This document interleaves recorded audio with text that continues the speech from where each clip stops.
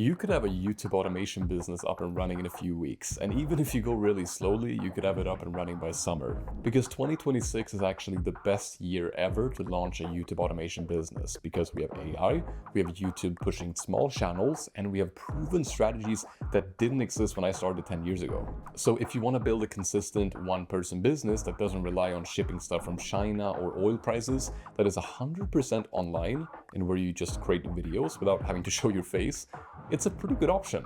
Now, let us talk niches. Your niche is the foundation of your entire channel, and building a channel in a bad niche is like building a skyscraper on a bad foundation. It's a horrible idea and things are going to collapse. So let's talk about niches and exactly how I pick profitable faceless niches by following the HWR niche model. Now, HWR stands for health, wealth, and relationships, and these are the three areas or niches that you should focus on. Why?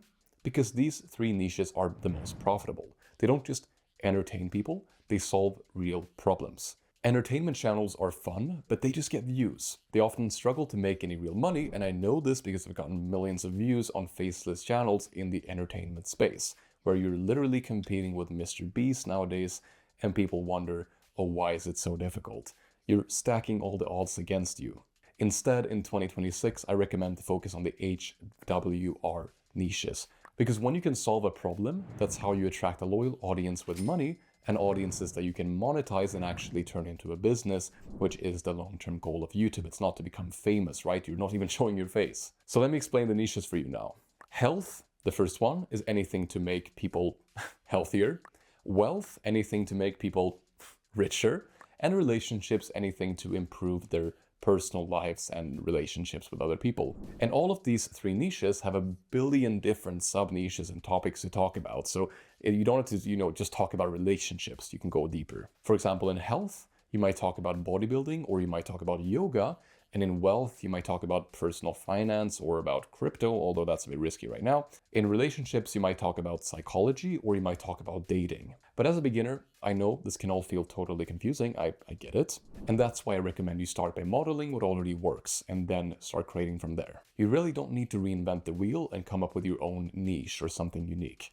You want to find channels performing well in a niche right now. And I know a lot of these channels because I've seen them over the years and been in the game, and I live and breathe YouTube. But if it's your first time, I recommend just spending a little bit more time exploring YouTube. Create a new YouTube account where you only watch and click on and basically just watch faceless content, because that way YouTube will start recommending you not what you watch on your free time, but actually faceless content and more. The algorithm sees that you like faceless content, so it's going to keep showing you more of that. And that will make it so much easier to find faceless niches and channels that other people and yourself and everybody usually miss. Because if you're watching YouTube on your channel, you're already in this kind of like bubble, your echo chamber. And the goal is to get out of that echo chamber and into more channels that you can create.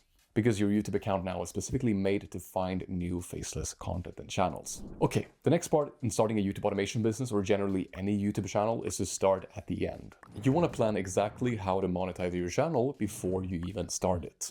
Look, back in 2018, everybody was talking about views, but now people have started to realize that you don't need as many views as you might think. Because if you have a proper monetization plan, a way to actually convert your views into income, then your channel with 10,000 views could make more than somebody else with 100,000. So before I start a channel, or before I get into any niche, before I even make a first video, I think about these things. How could I monetize this and actually turn the views into profit? Because having millions of views is fun, I get it. But one, you don't need it. And two, if you're not properly monetizing, you're leaving so much money on the table. Now, let's get more practical. The next step is to actually create your content.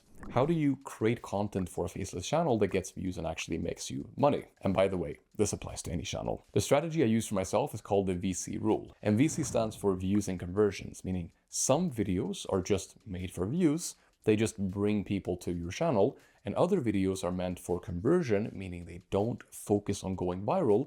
You don't really care about views there, but they sell something and turn your views into sales and conversions. This was a huge breakthrough for me because I find it hard to do both in the same video. You can create a viral video and get a lot of views and make money from AdSense, but the real power is in the specific videos that promote a product or something, affiliate deal, or where you sell something. And the problem is that those videos rarely get that many views or go viral, but you don't need to. You just need an ecosystem of both. You need viral videos and conversion videos. You can then use YouTube to funnel viewers between these videos and make you a nice chunk in the process. And even on the channel you're watching right now, I'm running this exact strategy to prove my point. I have some videos you'll barely notice that get barely any views, right? But they're likely the most profitable for me, even if they don't look like it. The other videos bring me more people and views to my channel, and some videos turn those views into what actually matters. Here comes the money! So for your YouTube channel, you can focus on creating content as usual, and once in a while create a conversion video, which I help my clients do, and it's actually pretty simple. To turn a channel from zero to getting views into a channel that actually pays the bills. That's what matters. Now, let's address the elephant in the room. How do you make videos? A lot of gurus will tell you to just use AI because it sounds simple and easy to sell, but that's really bad advice. AI channels are getting in trouble. YouTube doesn't like AI slop anymore. Now, that doesn't mean avoid AI. It just means do things the smart way. For a video, you really only need 3 things, and you don't need to show your face. You need a script, you need a voiceover, and you need some footage. And there are 3 ways to get these things. Either do it yourself, pay somebody to do it, or use AI. My system and what I recommend is a combination of all these 3. Now you might figure out the video topic yourself, you might write the script yourself with the help of AI, and you might pay somebody for the editing. You might also use AI and new tools to create the thumbnails and all that packaging, which means you can keep a very, very low budget and still produce extremely high quality content even at the beginner level without showing your face, meaning the barrier of entry is very low. Now you don't need a massive team, but you also don't need to do everything yourself or be some YouTube expert, especially if you have coaching and guidance from people who've already done it. Wink, wink. You know, there's a reason why even the best professional athletes have coaches, because they can find their blind spots and just give them advice and help them reach their goals faster. So obviously I'm extremely biased because I do help people do this, link in the description, shameless plug. But whether you go to me or somebody else, I highly recommend you find somebody that's willing to help you, because it took me 10 years on YouTube to figure these things out. And I really wish I could have just had somebody tell me these things, so I could have done it on like year 1. That would have saved me a lot of time and, of course, money. Now, a final piece of advice I wish I'd heard sooner when it comes to YouTube is, what is stopping you from actually trying? Like, if you can build a channel from home with literally no startup cost or very little to maintain, which becomes like an asset that you own, and your videos keep compounding and grow over time, getting more views and more subscribers over time, and you can run this with literally like less than 10 hours of work per week, then how would that change your life? Because I'll be honest, it made a massive difference for me. And I think most people that got to the other side would agree, and everything's, you know, happening so fast and changing with AI, and it's like the best opportunity to start. But also it's pretty unpredictable because we don't know if the same opportunity will exist in 3-5 years from now. So if you want to start, you should probably start now. That's all. Good luck, my friend. I know you can do this.